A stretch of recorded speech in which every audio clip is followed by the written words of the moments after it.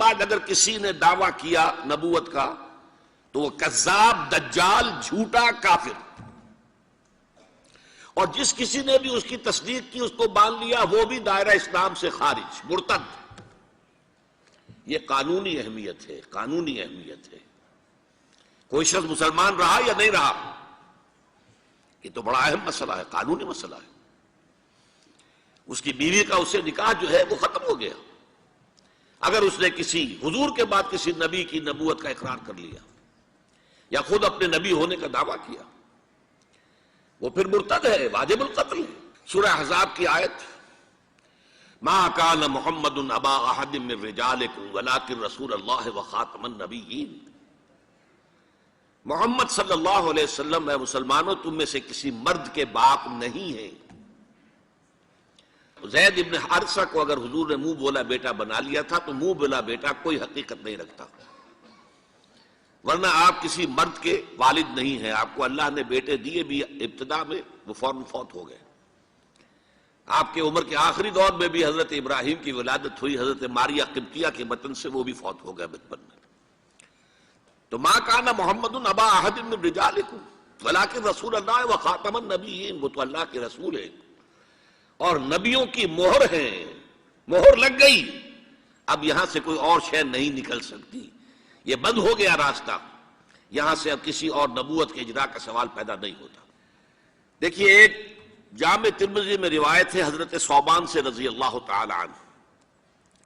حضور نے فرمایا انہ سیکون فی امتی ثلاثون کذابون کلہم یزعم انہ نبی وَأَنَا خَاتَمُ النَّبِيِّينَ لَا نَبِيَّ بَعْدِي.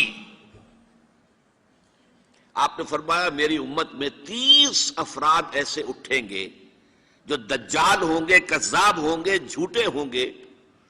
ان میں سے ہر شخص جو ہے یہ گمان کرتا ہوگا اپنے بارے میں کہ وہ نبی ہے، حالانکہ میں خاتم النبیین ہوں. اور خاتم النبیین کے معنی کیا؟ لا نبی بعدی، اب میرے بعد کوئی نبی نہیں ہوگا.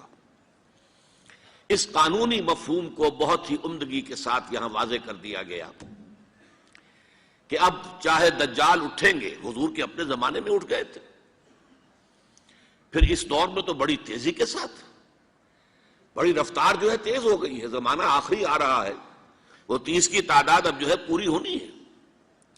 بہاءاللہ ایران میں اٹھا، غلام احمد قادیانی ہندوستان میں اٹھا.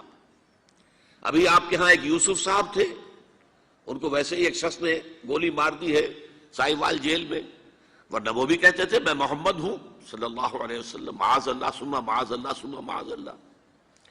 پچھلے دنوں خبر آئی تھی کہ ملتان میں کسی نے نبوت کا دعویٰ کر دیا ہے، وہ گرفتار کیا گیا، اس پر مقدمہ چل رہا ہے. تو یہاں حضور نے فرما دیا کہ 30 ہوں گے ایسے افراد میری امت میں سے کہ جو دعویٰ کریں گے وہ جھوٹے ہوں گے، کذابون، اور جو دعویٰ کریں گے نبوت کا، حالانکہ میں خاتم النبیین ہوں اور میرے بعد کوئی نبی نہیں. دوسری حدیث ہے، یہ حضرت ابو ہریرہ سے ہے رضی اللہ تعالیٰ عنہ، اور یہ سنن ابی داؤد میں ہے. لا تقوم الساعۃ، حضور نے فرمایا قیامت قائم نہیں ہوگی حتی یخرج 30 دجالون، جب تک کہ 30 دجال ظاہر نہ ہو جائیں، کلہم یزعم انہ رسول اللہ، جن میں سے ہر شخص یہ کہے گا اور سمجھے گا کہ میں اللہ کا رسول ہوں. یہ دو حدیثیں ہیں لا نبی بعدی کے مفہوم کے اندر، قانونی مفہوم جو ختم نبوت کا یہ مفہوم ہے کہ آپ کے بعد کوئی نبی نہیں. دوسری حدیث سنیے، اس میں تکمیل نبوت کا تصور آ رہا ہے، بڑی پیاری حدیث ہے. حضرت ابو ہریرہ رضی اللہ تعالیٰ عنہ سے مروی ہے، اور اس حدیث کی سند بہت قوی ہے، متفقون علیہ، بخاری اور مسلم دونوں میں.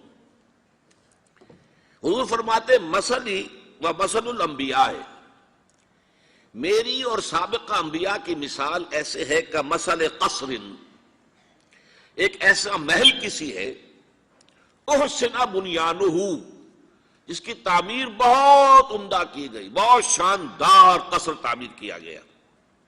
وَتَرَكَ مِنْهُ مَوْضِعَ لَبْنَةٍ، لیکن ایک اینٹ کی جگہ چھوڑ دی گئی، ایک جگہ پر رکھنا چھوڑ دیا گیا، وہ کمی ایک تھی کہ جو اس کے اندر باقی تھی.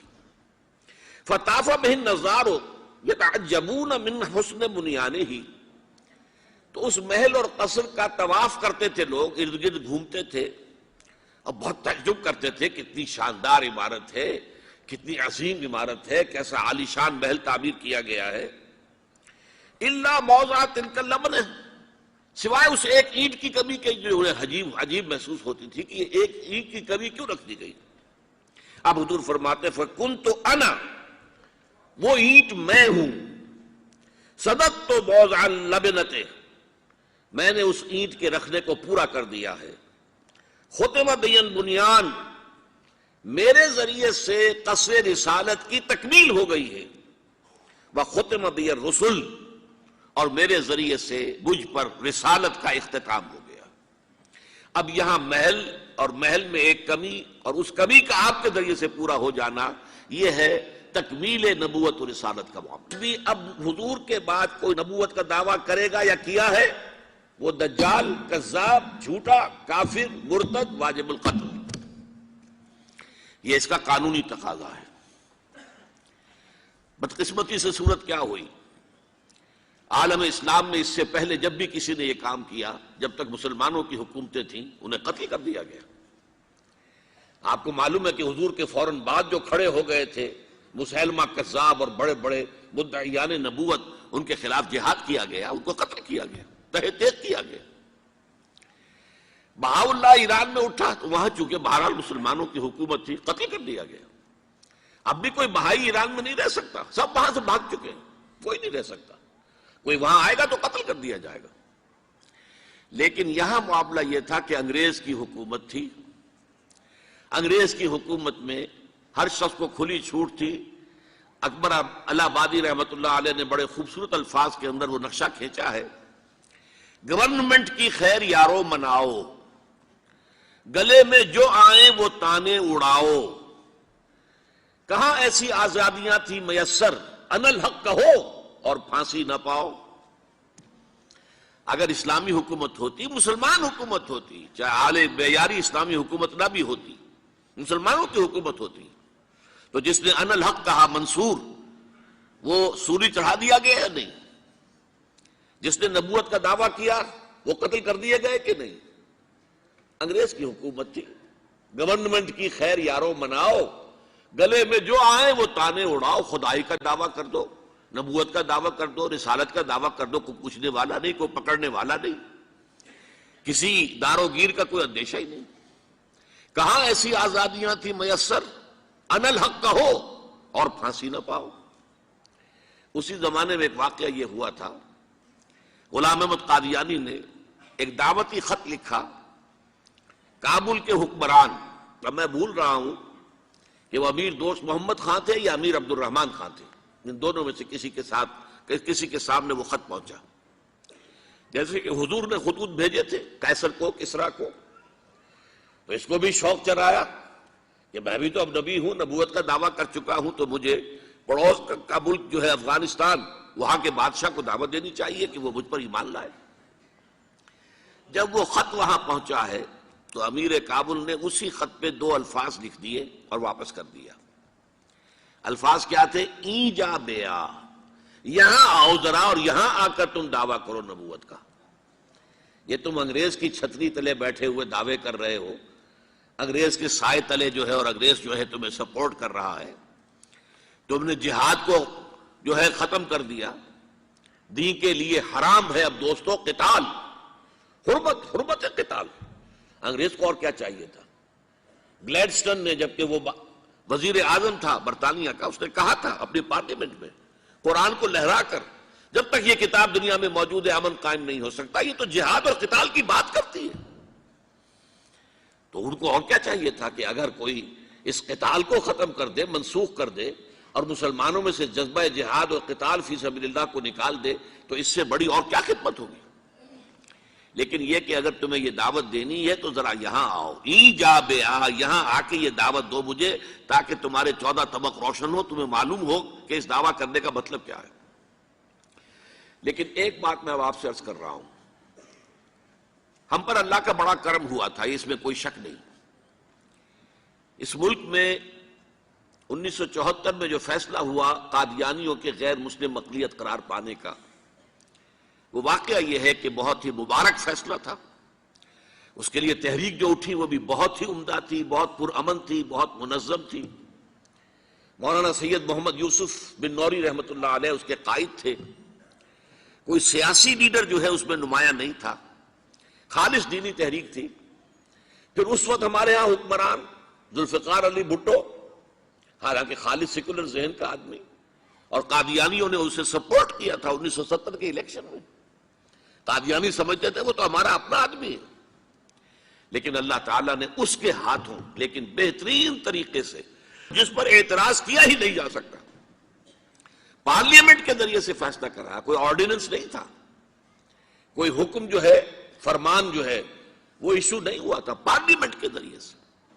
اور پارلیمنٹ کی ایک کمیٹی بنائی گئی جس میں کہ موقع دیا گیا کہ قادیانیوں کے سربراہ بھی آ جائیں، لاہوریوں کے سربراہ بھی آ جائیں. یہ دونوں سیکٹ جو ہیں قادیانیت کے، پہلے قادیانی تھے، اب وہ ربوائی ہیں، ربوے والے ہیں. لاہوری جیسے پہلے لاہوری تھے، آج بھی لاہوری ہیں. ان دونوں کے سرکردہ لوگوں نے آ کر وہاں پر اس کمیٹی کے سامنے پیش ہو کر بیانات دیے اور کہا، کھل کر کہا. ناصر احمد اس وقت جو ہے خلیفہ تھا ان کا، مرزا طاہر احمد کا غالباً بڑا بھائی مرزا ناصر احمد. انہوں نے کہا ہم نبی مانتے ہیں، غلام احمد قادیانی کو ہم نبی مانتے ہیں، ڈنکے کی چوٹ کہا. لہذا اس کے بعد پارلیمنٹ نے فیصلہ کیا یہ غیر مسلم ہے، اور صحیح فیصلہ کیا. لیکن یہ فیصلہ ادھورا ہے. یہ بات آج میں پہلی مرتبہ کہہ رہا ہوں، اسے نوٹ کر لیجیے. قادیانیت کے فتنے کو کوئی گزند نہیں پہنچا ہے ان کے غیر مسلم قرار دیے جانے سے. وہ فتنہ جوں کا توں پنپ رہا ہے، جوں کا توں پھیل رہا ہے، جوں کا توں وہ اپنے سرطان کی جڑیں پھیلا رہا ہے ہمارے معاشرے میں. اور ویسے یہ کہ عالمی سطح پر انہیں بڑی سرپرستی حاصل ہو گئی ہے. پوری دنیا جو ہے، مغربی دنیا، وہ ان کی سرپرستی کر رہی ہے. لیکن یہ کہ اندرون ملک بھی اس فتنے کا قلع قبا اگر ہو سکتا تھا تو صرف اس وقت جبکہ اس فیصلے کا جو قانونی اور منطقی تقاضا ہے وہ بھی پورا کیا جاتا، اور وہ یہ کہ مرتد کو قتل کی سزا دی جاتی. اسلام میں مرتد کی سزا قتل ہے. وہی میں نے آپ سے عرض کیا، حضرت ابوبکر صدیق کے زمانے میں کیوں قتال کیا گیا، اور جتنے بھی لوگوں نے نبوت کے دعوے کیے انہیں کیوں قتل کیا گیا ہمیشہ اسلام کی تاریخ میں. لہذا مرتدین کی سزا، سزائے قتل جب تک نافذ نہیں ہوگی اس فتنے کو کوئی گدن نہیں پہنچے گا. بلکہ وہ تو اپنے آپ کو مظلوم سمجھتے ہیں، مظلوم کیسے سے پیش کرتے ہیں. اور ظاہر بات ہے کہ وہ سارے شاعر، چاہے آپ آرڈیننس نافذ کر لیں، لیکن ان کے جمعے کی نماز ہوتی ہے. یہ ٹھیک ہے کہ وہ مسجد کی شکل نہیں بنا سکتے، ماڈل ٹاؤن میں ایک بڑی کوٹھی کے اندر ان کا جمعہ ہوتا ہے، ان کی عیدیں علیحدہ ہوتی ہیں. وہ سارے شاعر اسلامی کو استعمال کر رہے ہیں، اور الٹا مظلومیت جو ہے اس کا لبادہ اوڑھ لیا ہے. جیسے دنیا میں یہودیوں نے ہولوکوسٹ کی مظلومیت کا لبادہ اپنے اوپر اوڑھا ہوا ہے. ہم جو چاہے ظلم کر لیں نوع انسانی پر، ہمیں کوئی گدن نہیں پہنچا سکتا، اس لیے کہ ہم نے اتنا بڑا ظلم سہا تھا. ہولوکوسٹ، ہمارے 60 لاکھ آدمی جرمنوں نے ختم کر دیے تھے.